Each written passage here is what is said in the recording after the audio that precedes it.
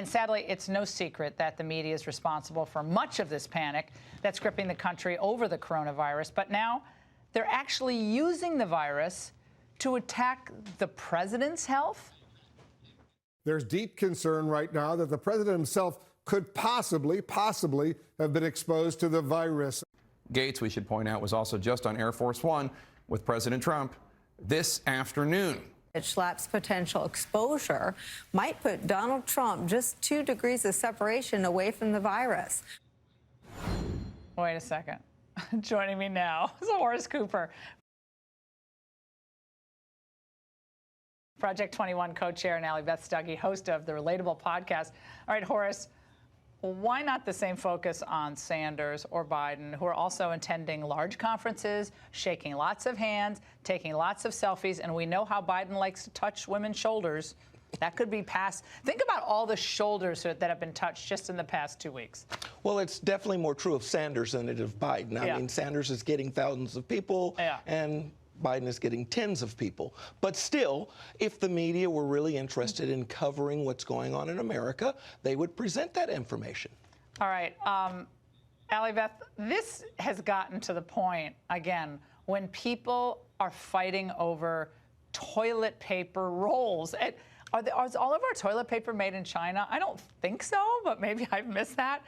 We have to now, just all take a breath and say, it's going to be okay. Some people are not going to make it, as happens every year with the regular flu.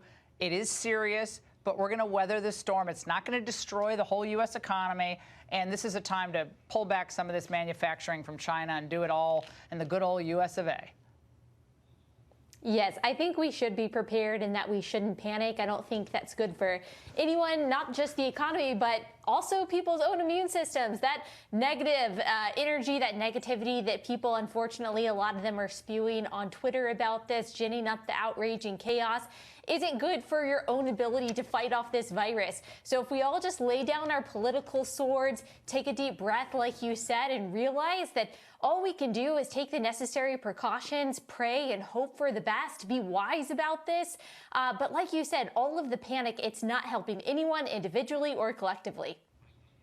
John Brennan, one of the main Russia hoax crazies, of course, he thinks Trump is too selfish to actually put the country first. Watch.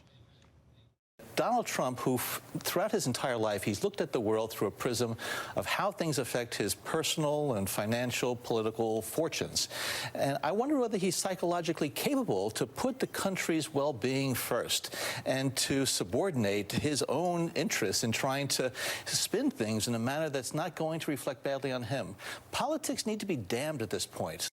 Okay, let me just remind everybody that Donald Trump left a very successful company to go through the hell that he's had to go through the last 3 years of investigations. But now he's selfish. John Brennan, what a fraud he is. This president has sweated blood, toil, and dollars as a way of showing his interest and love and devotion to this country. Thank you very much. He has done a really good job at it, and we ought to appreciate that. And when I see people on Twitter, Allie Beth, Twitter is the lowest form of human life. Sorry. It is just awful. Yes.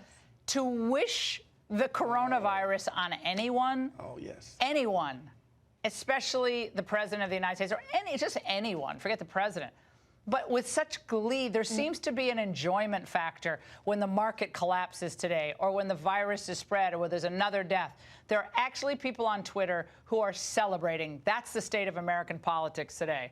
Allie, close it out. If you feel any kind of morbid satisfaction whatsoever from anyone, whether you disagree with them or not, getting the coronavirus or getting any kind of deadly illness, I think it's time to check your heart.